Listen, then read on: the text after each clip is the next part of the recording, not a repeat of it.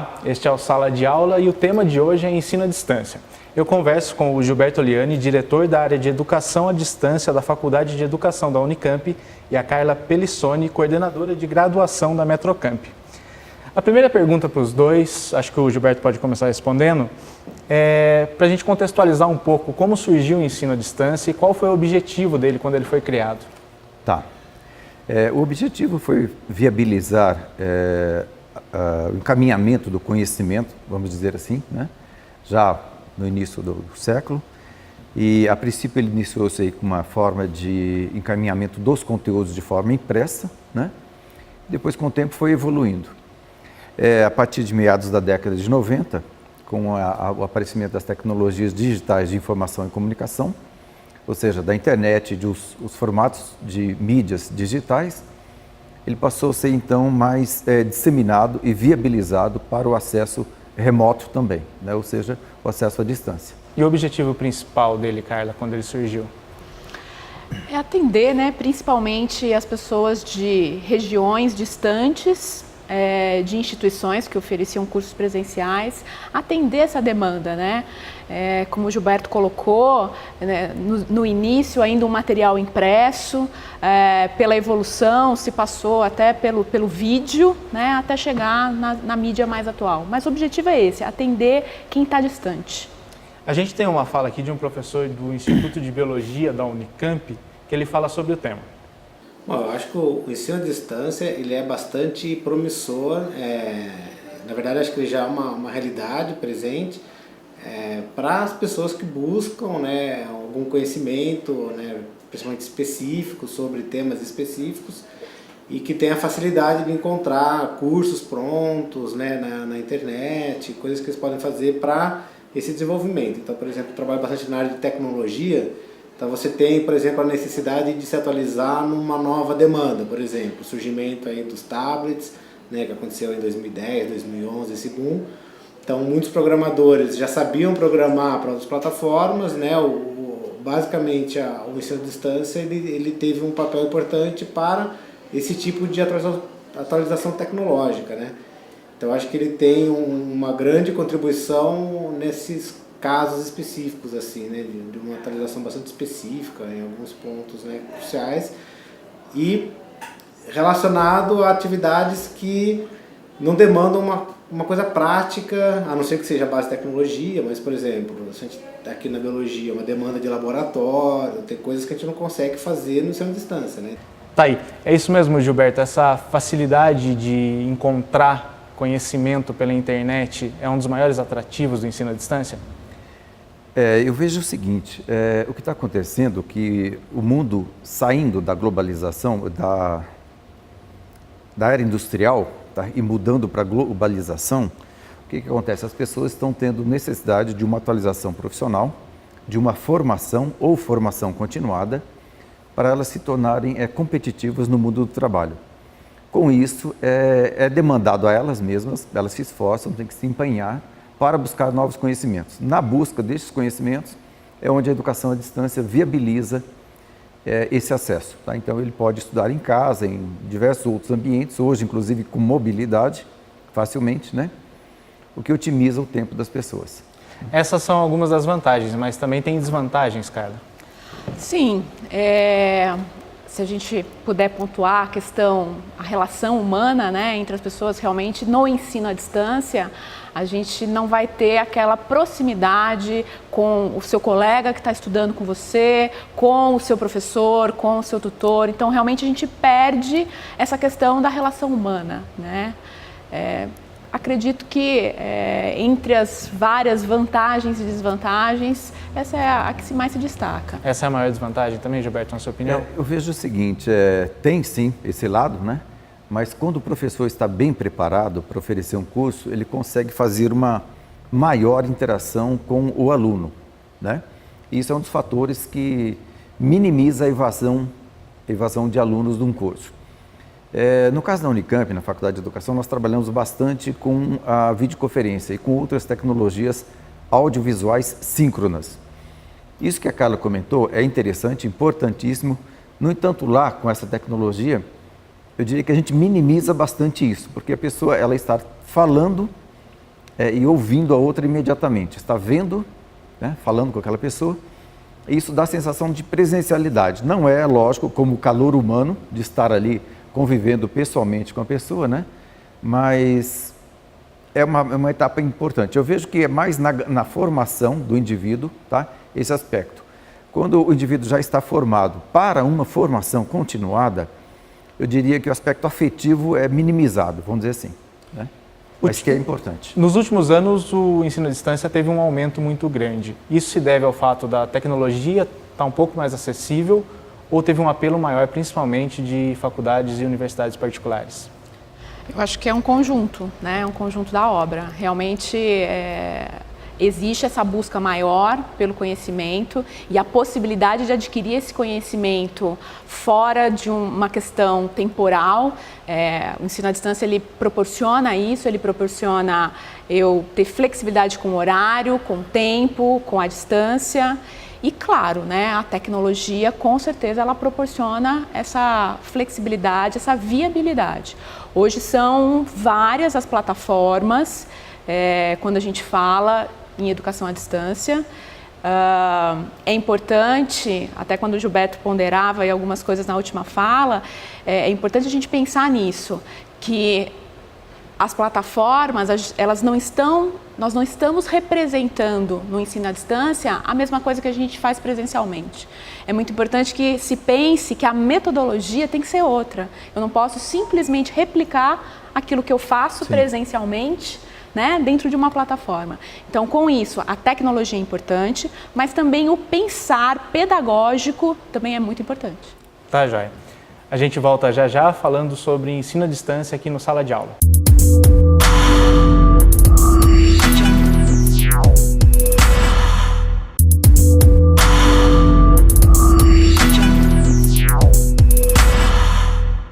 Estamos de volta com o Sala de Aula, com o tema de hoje, que é ensino à distância. Gilberto, tem um perfil ideal do aluno de ensino à distância?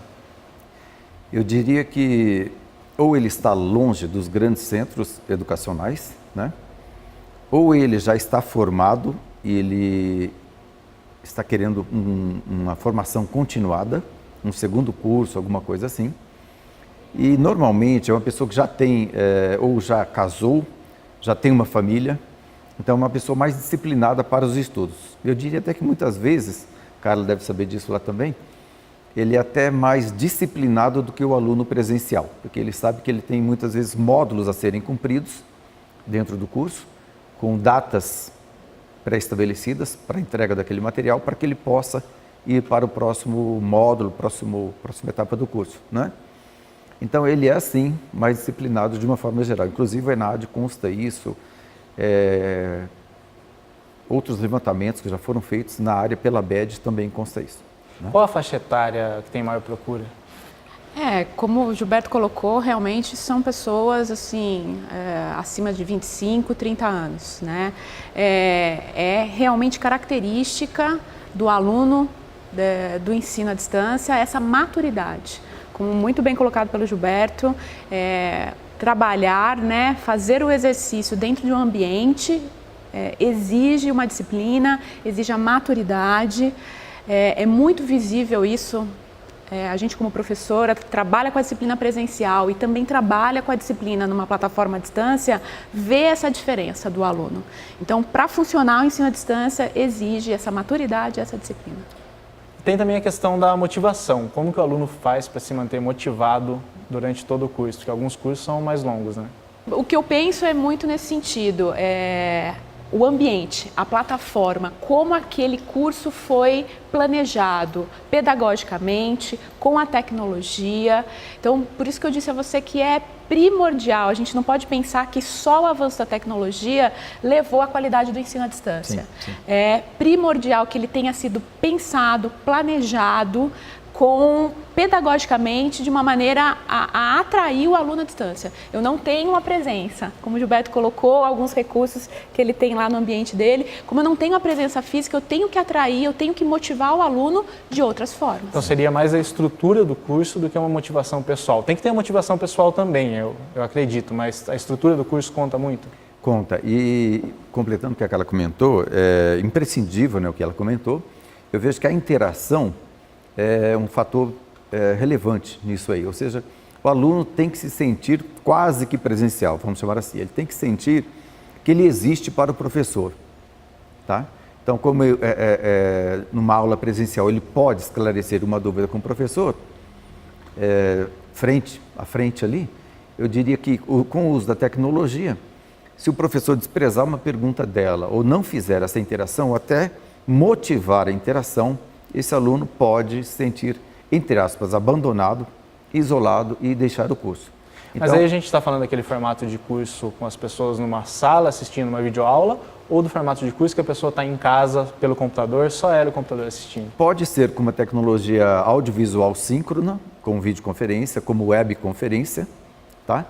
Pode ser via stream, ou seja, você joga o sinal na internet, o sinal do professor com áudio e vídeo, e você interage por meio de alguma outra ferramenta síncrona, tá? Existem as ferramentas pagas e existem gratuitas, né? Então, nessas situações, o aluno pode estar vendo o professor em tempo real e pode fazer suas perguntas pela ferramenta, de modo síncrono. Mas alguns cursos o aluno somente assiste o material que está ali, acho que você pode falar um pouco sobre isso. E a pessoa ela só tira dúvida uma vez por semana, uma vez a cada 15 dias, tem isso também? Tem, acredito que tenha sim, mas não é o ideal, né? Quando a gente pensa hoje no ensino à distância, quando a gente planeja um curso que vai ser credenciado pelo MEC, para que seja à distância, ele, como eu disse a você, ele tem que ser pensado como um todo. Esse curso, como era antigamente um telecurso, ele tá se extinguindo, né? Tem que ter essa interação, tem que ter essa possibilidade do aluno tirar as dúvidas, tanto de forma assíncrona como de forma síncrona. O síncrono é o que dá essa perspectiva de que eu estou ali com o professor, ele está falando comigo, né? E o assíncrono é o que permite a possibilidade do tempo, de eu poder tirar minhas dúvidas no meu tempo. O professor Eduardo Gallenbeck, ele também chegou a comentar na entrevista que a gente fez, ele comentou comigo isso sem a gente estar gravando, sobre a estrutura dos cursos e sobre o conteúdo desses cursos online, de alguns deles serem muito grandes, de ter muita coisa para se estudar num prazo pequeno. Qual a sua opinião disso, Gilberto? Eu vejo, como a Carla comentou, vai desde a preparação do conteúdo, ou seja, quando você prepara um conteúdo para aula presencial em um formato, desde a escrita, o aspecto didático, pedagógico, tudo isso. Isso faz com que o conteúdo, de uma outra forma, à distância, seja por uma plataforma assíncrona ou síncrona, seja reduzido o conteúdo, tá? Que seja mais interessante para o aluno, que desperte isso nele e que não fique cansativo, tá? Senão, eu diria, você não consegue assistir uma aula 2 horas ouvindo um professor falar. É entediante, vamos dizer assim. E os alunos sabem disso. A gente vê isso lá, com essas tecnologias que nós utilizamos, e nós recomendamos um vídeo, no caso, em torno de 15, 17 minutos no máximo. E isso com bastante dinâmica. Por dia ou por semana? Vai do curso, vai de uma série de coisas, depende disso, tá? Mas o importante que eu digo é usar a criatividade nisso aí, não ser vídeos monótonos, né? No caso de uma mídia audiovisual, né? E que também não precisa de ser com o efeito de um show, tá? Mas eu diria que tem que ter um pouco de dinâmica para despertar o interesse do aluno, a atenção dele, para que ele se sinta motivado a participar da aula. Porque até no presencial, às vezes o aluno dá aquela baixada, aquela desanimada, né? Exatamente. Como fica a questão da pesquisa e da capacitação profissional no ensino à distância? A gente tem várias áreas, né? Acho que a Faculdade de Educação é uma referência, mas tem muitas pessoas de diversas áreas estudando sobre isso. Vou bater na mesma tecla, mas é verdade, para se projetar, né, um curso à distância, a gente pode envolver desde pessoas da área da pedagogia, como pessoas da área da tecnologia, pessoal de produção audiovisual. Então, assim, a pesquisa para essa área tem em diversas áreas. É isso? Sim, tem. Eu diria que nós estamos vivendo uma situação lá atípica no Brasil, que sempre nós comentamos que o curso é à distância ou semipresencial ou presencial, né? Eu diria que nós temos hoje lá, estamos suportando com a nossa infraestrutura de espaço físico, Tecnológico de Recursos Humanos, o primeiro curso de doutorado stricto sensu do Brasil, que ele é interdisciplinar, interinstitucional, porque participa a Unicamp, a USP e a Unesp, e ele é internacional, porque tem aulas também, além do Brasil, os professores ministrarem essas aulas aqui, o idioma é o inglês. Nós temos professores da Holanda, Dinamarca, Reino Unido e Noruega. O que acontece? Quando um professor está aqui no Brasil dando aula na Faculdade de Educação da Unicamp, este aluno está assistindo a aula ali presencialmente. Para o aluno que está lá em Jaboticabal, por exemplo, ele está assistindo a aula à distância. Tá? Se algum professor for dar essa aula lá em Jaboticabal, aquele aluno é presencial. Tá? Já para a aluna de Assis, que ninguém deu nenhuma aula lá, ela sempre assiste a aula à distância, tá? Pela videoconferência, e ela sempre utiliza o Moodle para acessar os conteúdos. Então, ela sempre está à distância. Quando o professor está dando aula de outro país para cá, eu diria que todos os alunos daqui estão à distância. Então, talvez até tenha que se revisar essa questão aí, porque vai estar ficando bastante relativo quando se usa um curso nessa modalidade, dessa forma. Né? Então, é isso. Tá, já, a gente volta já. O Sala de Aula de hoje fala sobre ensino à distância, a gente volta daqui a pouco.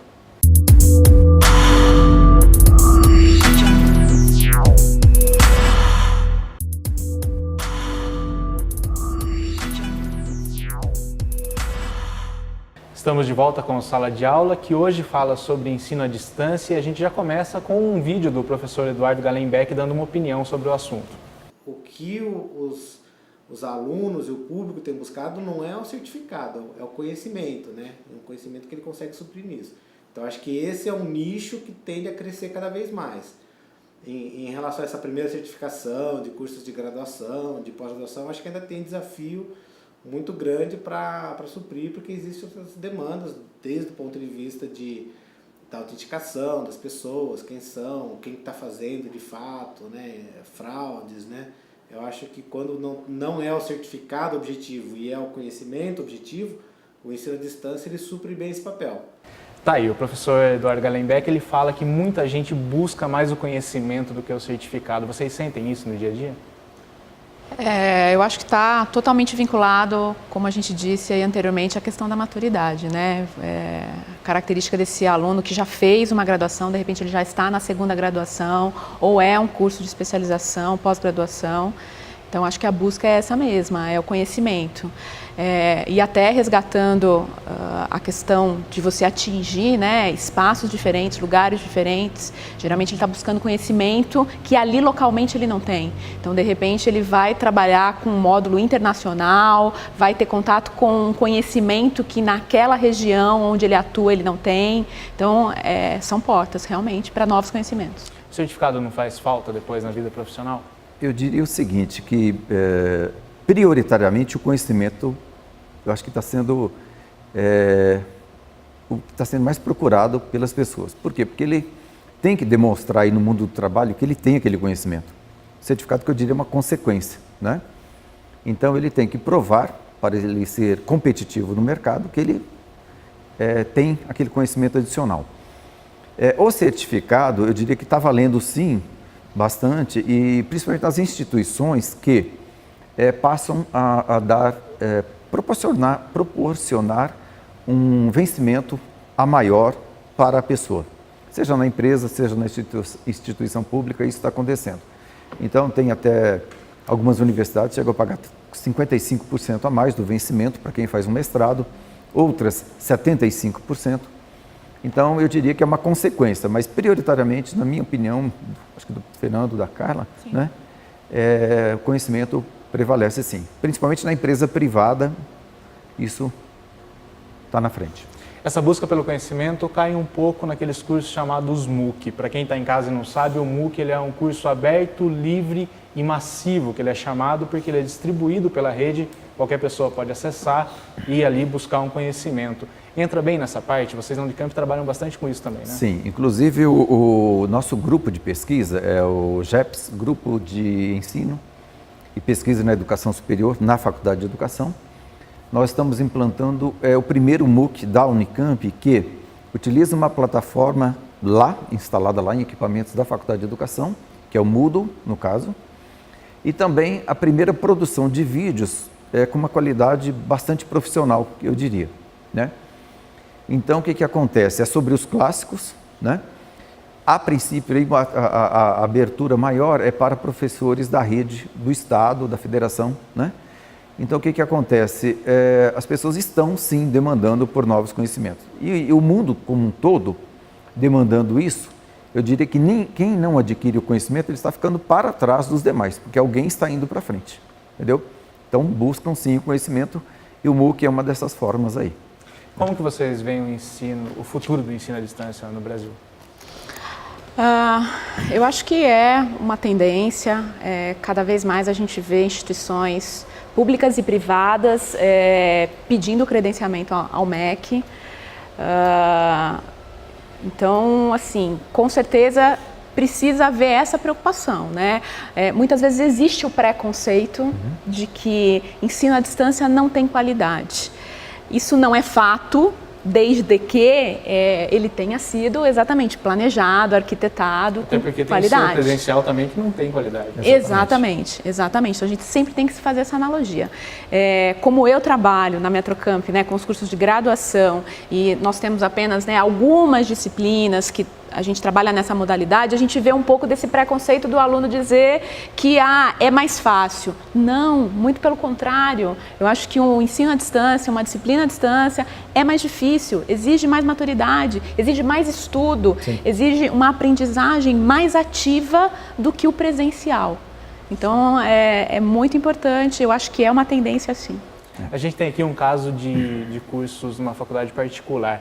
As faculdades públicas, elas perderam o tempo um pouco, elas estão um pouco atrasadas em relação a isso, Gilberto? Eu diria que no estado de São Paulo, talvez elas não estão enfatizando tanto isso, estão enfatizando mais a pesquisa, tá? Nós temos universidades no país, algumas federais, por exemplo, a Federal de Santa Catarina, a Federal de Minas Gerais, tá? Federal do Ceará, que elas estão, sim, despontando com relação às públicas estaduais. Embora no estado de São Paulo tenha a Univesp, que é totalmente à distância, né? Então, eu acho que falta aí um pouco mais de dedicação, acho que isso é importantíssimo. Eu diria, se as universidades pensam que a pesquisa é relevante, é importante elas considerarem que nós estamos tratando de uma nova forma de ensinar e de aprender com essas novas tecnologias e que os alunos que estão chegando aí, eles consideram, muitos deles, a aula presencial entediante. Então, os professores precisam, sim, de mudar algumas coisas para que esse aluno se sinta mais motivado, né? Qual a dica que você dá, Carla, para quem quer fazer um curso à distância, mas ainda está na dúvida? Eu acho que a principal é essa. Tem que ter disciplina, tem que ter dedicação. Então, tem que ter um foco. Eu quero porque eu quero esse conhecimento, ou eu quero porque eu quero esse certificado, que seja, qual seja a sua motivação, tem que ter essa dedicação. Estudar semanalmente, não dá para deixar tudo para a última hora. Eu acho que além disso que a Carla comentou, e talvez retomando um pouquinho aquela questão que você falou do conhecimento, Michael, nós recebemos essa semana um e-mail que foi interessante, né? Um professor da Faculdade de Educação ofereceu uma disciplina, o ano retrasado, uma aluna da região central do país, ela assistiu os vídeos e nos perguntou se o professor não podia transformar aquilo num curso de formação continuada, né? Ou seja, as próprias pessoas estão demandando pelo conhecimento, independente da instituição pública ou privada oferecer aquilo, né? E então eu vejo que, somado a tudo isso, essa demanda das pessoas, ninguém foi entregar isso na porta da casa dela, entre aspas, né, na rede dela, né? Então elas vieram despertar no órgão público, na instituição pública, ou seja, a instituição precisa de acordar, vamos chamar assim, né? Que o público está demandando, mesmo sendo gratuito, seja daquela forma, né? E é uma tendência que eu vejo no âmbito mundial, pela velocidade de informação, pela velocidade de conhecimento, tá? Isso é muito rápido hoje. As pessoas estão procurando, as pessoas que têm uma macrovisão de como está a velocidade de informação no mundo, procura sim pelo curso, e é uma tendência em vários países, até mesmo nos mais, que tem mais dificuldades de tecnologia, de uma série de acesso aos recursos. Tá? Tá, já. Obrigado, gente, pela presença. Obrigado a você. Esse foi a Sala de Aula de hoje, que falou sobre ensino à distância. A gente volta aí no próximo programa.